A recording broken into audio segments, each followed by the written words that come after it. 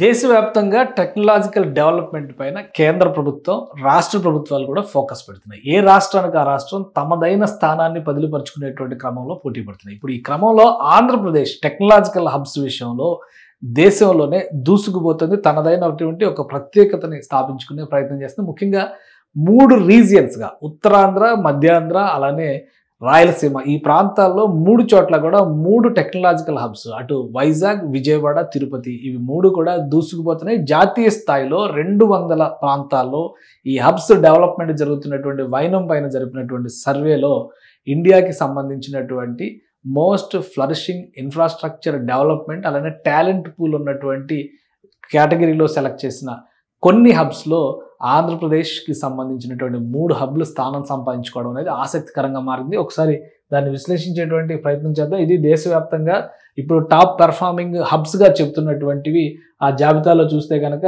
మనం చండీగఢ్, కాన్పూర్, లక్నో, రాంచీ, భోపాల్, ఇవన్నీ కూడా గౌహతి, అహ్మదాబాద్, ఇండోర్, అలానే ఇటు రాయ్పూర్, భువనేశ్వర్, ఇక దక్షిణాది నాసిక్ కానీ తెలంగాణ ప్రాంతంలో వరంగల్, అలానే హుబ్లీ, ఇటు మంగళూరు, మైసూరు, కోయంబత్తూరు, కొచ్చి, తిరువనంతపురం, మదురై, తిరుచిరాపల్లి, వెల్లూరు, ఇవి మొత్తం మిత్ర రాష్ట్రాల్లోనే. తెలుగు రాష్ట్రాల్లో చూసినప్పుడు ఇటువైపు వరంగల్ కనిపిస్తుంది. ఇక ఇక్కడ విశాఖపట్నం, విజయవాడ, తిరుపతి 3 రీజియన్స్లో కూడా ఫాస్టెస్ట్ గ్రోయింగ్ హబ్లుగా మారిపోతున్నాయి. ఒక విశాఖపట్నంలో దాదాపు 1120 స్టార్టప్ కంపెనీలు ఇప్పటికి ఈ సంవత్సర కాలంలోనే, అంటే గత 3 ఏళ్లుగా పనిచేస్తున్నాయి. ఈ సంవత్సర కాలంలో ప్రోత్సాహకం మరింత ఎక్కువగా ఉండడంతో స్టార్టప్ కంపెనీలు విపరీతంగా ఆసక్తి చూపిస్తున్నాయి విశాఖపట్నం ప్రాంతం పైన అనేటువంటి చర్చ జరుగుతుంది. ఒక్క విశాఖపట్నంలోనే 1120 వరకు స్టార్టప్ కంపెనీలు కనిపిస్తున్నాయి. అలానే విజయవాడకు సంబంధించి టాలెంట్ పూల్, అంటే ప్రొఫెషనల్ స్కిల్డ్ పర్సన్స్ని తీసుకునేటువంటి క్రమంలో విజయవాడకు సంబంధించి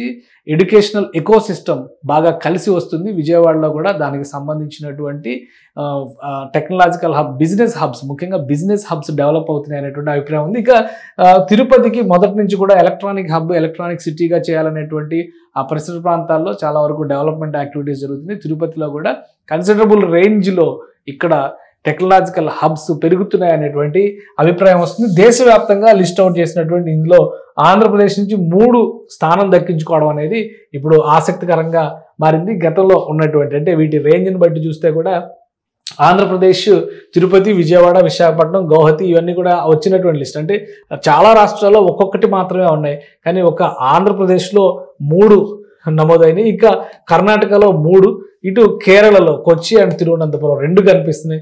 ఇక్కడ తమిళనాడులో 4 కనిపిస్తున్నాయి. కోయంబత్తూరు, మదురై, తిరుచిరాపల్లి, వెల్లూరు. తెలంగాణలో అయితే 1 ఉంది, పక్కన ఉన్నటువంటి తెలుగు రాష్ట్రం కాబట్టి.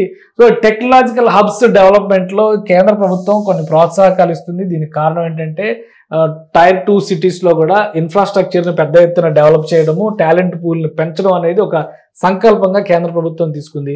అందులో భాగంగానే కొన్ని వర్గీకరణలు చేసింది. స్కిల్ ఫోకస్డ్ కొన్ని, లీడర్స్ డెవలప్మెంట్ కొన్ని, ఛాలెంజింగ్ టాస్క్లు తీసుకునే కొన్ని, న్యూ ఎంట్రాన్స్ కొన్ని అనేటువంటి వర్గీకరణ చేస్తే, ఈ వర్గీకరణలో డిజిటల్ టాలెంట్ పూల్లో ఆంధ్రప్రదేశ్కి సంబంధించినటువంటి 3 సంస్థలు కూడా, 3 హబ్లు కూడా విశాఖపట్నం, విజయవాడ, తిరుపతి, ఇవన్నీ కూడా న్యూ ఎంట్రాన్స్ కింద ఈ మధ్య కాలంలో ఎమర్జ్ అవుతున్నటువంటి వ్యవస్థల కింద గుర్తించేటువంటి పరిస్థితి వచ్చింది. అంటే రాబోయే రోజుల్లో రాష్ట్ర ప్రభుత్వం ఆయా పరిశ్రమలకు సంబంధించి, ముఖ్యంగా టెక్నాలజికల్ అంశాలు, స్కిల్ ఫోకస్కి సంబంధించినటువంటి అంశాలకు సంబంధించిన వ్యవస్థలను కనుక అక్కడ అభివృద్ధి చేస్తే మరింతగా వీటి ప్రాబల్యం పెరిగేటువంటి అవకాశం ఉంటుంది.